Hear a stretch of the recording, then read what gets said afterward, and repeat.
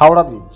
দ্বিতীয় বিশ্বযুদ্ধের বোমা হজম করেছিল যে ব্রিজকে শক্তিশালী ভূমিকম্প টলাতে পারেনি, আজ সেই জিনিসকে ক্ষতির মুখে দাঁড় করিয়েছে 5 টাকার গুটকা আর ভদ্র সমাজের কিছু অসভ্য নাগরিক। কেন বলছি কথা জানলে চমকে যাবেন। হাওড়া ব্রিজ ভারতবর্ষ তথা পৃথিবীর অন্যতম ব্যস্ত এই ব্রিজের উপর দিয়ে রোজ 1,20,000-এরও বেশি গাড়ি এবং 5 লক্ষেরও বেশি মানুষ যাতায়াত করেন।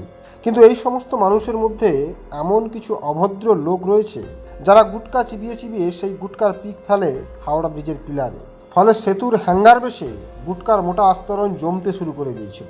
চুন, লবণ ও থুতুর সঙ্গে মিশে তৈরি হওয়া ক্ষতিকারক রাসায়নিক বিক্রিয়া ব্রিজের ধাতব অংশকে খুইয়ে দিচ্ছিল। এই সমস্যা থেকে বাঁচতে কলকাতা পোর্ট ট্রাস্টের তরফ থেকে তড়িঘড়ি ফাইবার গ্লাসের ওয়েসেবল আবরণ বসাতে হয়েছিল ব্রিজে, যার জন্য খরচ হয়েছিল কয়েক লক্ষ টাকা। কিছুদিন আগে সেই আবরণটিকেও আবার বদলাতে হয়েছে, কারণ মানুষ শুধরাচ্ছে না।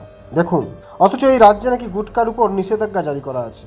তাহলে এই গুটকার পিকগুলো আসছে কোথা থেকে?